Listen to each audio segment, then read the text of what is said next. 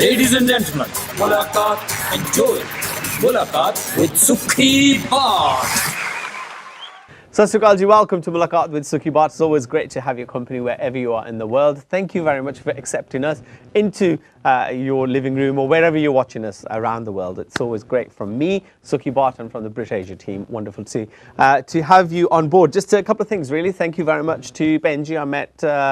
I met at my friend Sukhjit Thandi's nephew's birthday party. She said, "Paji, thanu please hasri kal ke usi ਤੁਹਾਡਾ program ਬੜੇ ਪਿਆਰ ਦੇ ਨਾਲ ਦੇਖਦੇ so thank you ਤੁਹਾਡਾ ਬਹੁਤ-ਬਹੁਤ ਪਿਆਰ ਅਤੇ ਸਤਿਕਾਰ ਦਾ ਤੁਹਾਡਾ ਬਹੁਤ-ਬਹੁਤ ਧੰਨਵਾਦ." And she said ਕਹਿੰਦੇ ਕਿ ਜਿਹੜੀ ਮਾਹੀ ਧਾਲੀਵਾਲ ਜੀ ਦੇ ਨਾਲ ਤੁਸੀਂ ਇੰਟਰਵਿਊ ਕੀਤੀ ਸੀ ਤੁਸੀਂ ਫਿਕਰ ਨਾ ਕਰੋ ਹੁਣ ਠਾਠੀ ਨੂੰ ਪੰਜਾਬੀ ਦੇ ਵਿੱਚ ਉਹੀ ਕਹਿ ਸਕਦੇ ਹੋ ਜੋ ਤੁਸੀਂ ਪੰਜਾਬੀ ਵਿੱਚ ਕਿਹਾ ਸੀ so thank you and also all the feedback that we get on the Nashatra Gill interviews also thank you so much big thumbs up to Brit Asia from everybody out there saying that's good you know the questions that we want you to ask you should ask them and we do ask them so thank you from all the feedback that we've had from you guys and thank you of course the guests who actually make the show so it's not us it is the guests who make the show and I have a wonderful guest we haven't seen him for quite a while but he's all over Brit Asia TV he's all over the world he's a true superstar let's check him out in action first then I'll be speaking to the one and only Mr. DJ Vix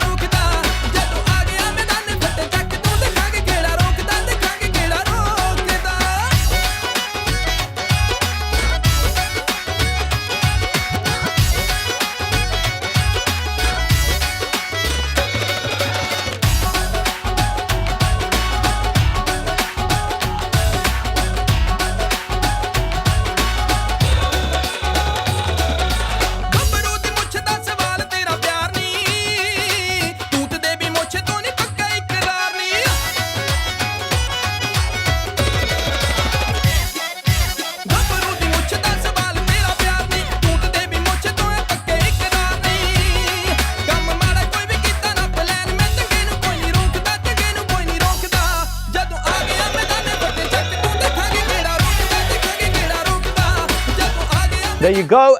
No, he's not the singer. Just the singer. Oh, we'll talk about the singer in a bit. Let's talk about the man himself, Mr. DJ Vix. Vix, Sukhi, welcome. Sasri Khan. Thank you very much. Great pleasure to be How on you the show. doing? Looking so good. Looking so wonderful. Thank you. You know, it's always very important to look after yourself. Eat well. Yeah. Train good. Eat well, sleep well, train well. As much as you can. What the schedule sitting on the allows tractor, I saw you with Srinder Seni. Oh yeah. And the lady and flexing your muscles out and doing the Keeping weights the culture afterwards alive, as well. Putting our roots into the music videos. Congratulations on the album. Thank you. It's probably been about 6 years, I think. I mean, Brit Asia's about 6 years old as well, so since I've seen you. In 2009 was our last interview with Shin Paji. Absolutely, for the non-alcoholics. Yeah. You can get non-alcoholic drinks as well, can't you? As well. That was a huge track for you. Yes. But I like the fact that you haven't been off the scene. You've been doing the tracks, the albums, Doll and Bass, Vix It Up. Then you did Volume 1 with lots of other singers in there as well. Then I missed one, haven't I? The fourth one. You missed two. I missed two. Which one have I missed out there? It was Doll and Bass Uncut, Vix It Up, Identical to None. Identical to None, that's the one. Then it was the movie box, Vix Tape, like you said, Volume 1. Actually, you only missed one. And Chapter 5, here we are. Chapter 5, the 5th album. In the world of singles, why does a man decide to do an album? Why take the risk? Well, I was in a fortunate situation that my label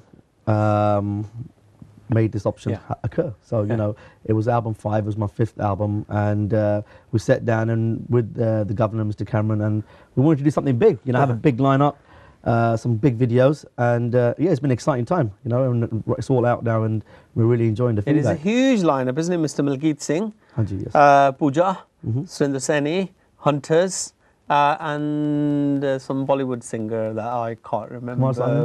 Kumar, sorry, what was that? Kumar no name dropping. How did that happen? Obviously, it's a big track. My family loves it. The kids love it. It's a wonderful melody. And I think Kumar Sanu, we were talking that he's probably the only time I heard him do a Punjabi track was probably Partners in Rhyme long time ago with Asha Bhosle Taga Tutt Gaya Gaane, and now he's back with a Punjabi track.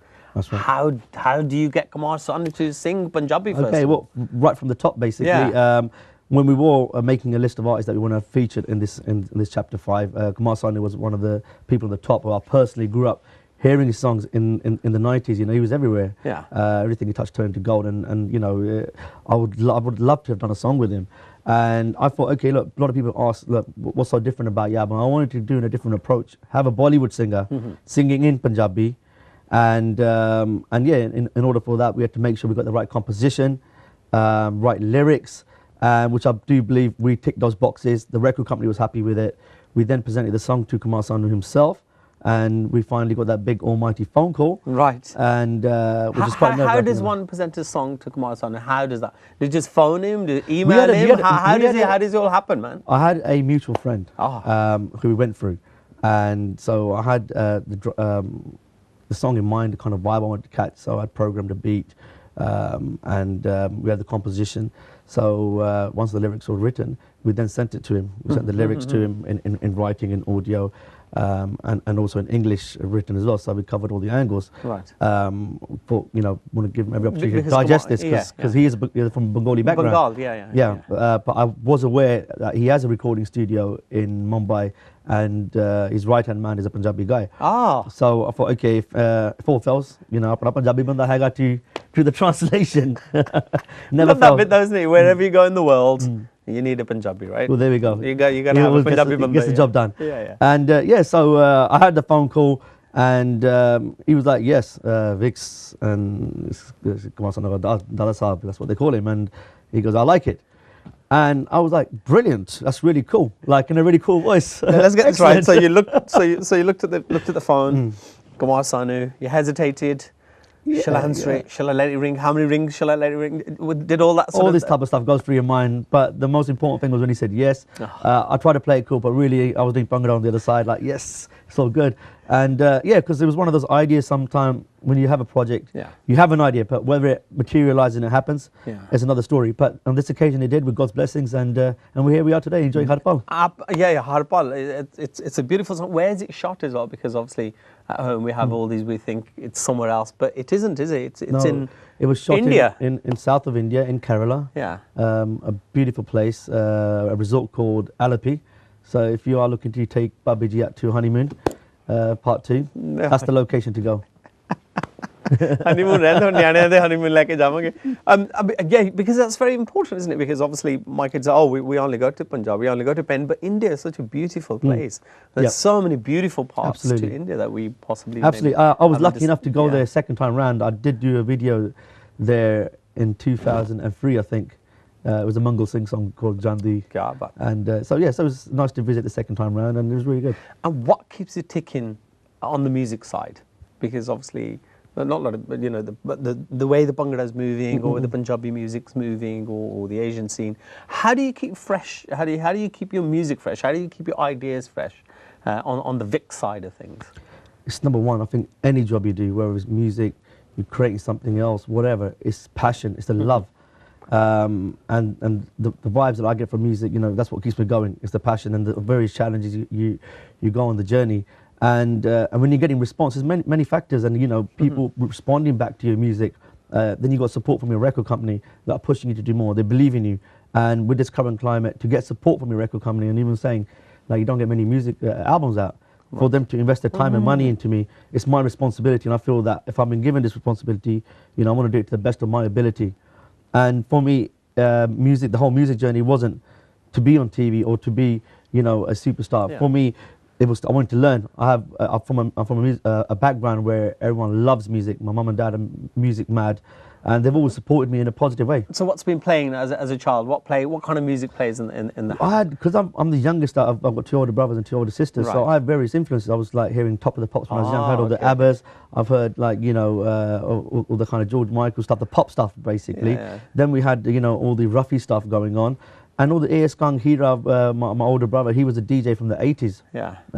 Used to go around with his little suitcase, vinyls And that's where you started your craft, though, on the DJ side of watching things. all this. So I saw Yeah. this going around, and I was influenced by this, and seeing with music comes happiness, laughter, and seeing that around you as a kid, entices me. In some of the stuff going on in this world, people are depressed about these crazy stories going on, but music gets you away from all this. Yeah. And for me, it's about that positive energy, or that whole good vibe. And like I said, I never initially tried to make this as a profession. It just, with God's willing and His way, Yeah. it just unfolded like that. And I felt very blessed to be in this situation right now. And like I said, it's my responsibility to do the job as best as I can and learn. As through this journey, I've learned so much from when I did my first album to this album, and I hope you can hear that in the production as time. And obviously, Pooja's done a track on the Gidda Pao Hande, which is again by the legendary Mrs. Bumrah. Yeah, and it's before we cover discuss this versions. any further, we must give credit to Kuljit Bumrah, who was the original composer, and the music director for that song. And where is Kuljit Bumrah? We haven't seen him. Have you maybe been we should get him to the show. I want to. That's why Kuljit Bumrah, Harjinder Boparai, wherever you are, please, the sofa's waiting for you, because these guys gave us, obviously, the Bhangra years. I agree with them. So wherever you are, this is a place we're waiting for you. So to pick up the phone and give us a call. These are pinnacle people, like people from my era. I grew up listening to Kuljit's music, and for me to actually have this opportunity to make a cover track, and once again, it was a big challenge. It was, sometimes you think the cover track would be easy because it's composed, you know the lyrics, but I think it wasn't as easy as I thought it'd be, because I think, when you're doing a big song, a cover track, it's a lot of pressure because you don't want to get it wrong. And I did try my best to keep it new, but also authentic in terms of the musicians that I had involved. Even the kind of bass line that we had, it was all done live. And the pieces were played in a certain way, how they played it back then. So I tried to make sure that we kept that sound authentic. So I hope you enjoyed it. We get a lot of love on the dance floor. So we did enjoy it. I'm in conversation with DJ Vix. We'll be joined by another guest after the break. Mulaqat with Sukhi Bart.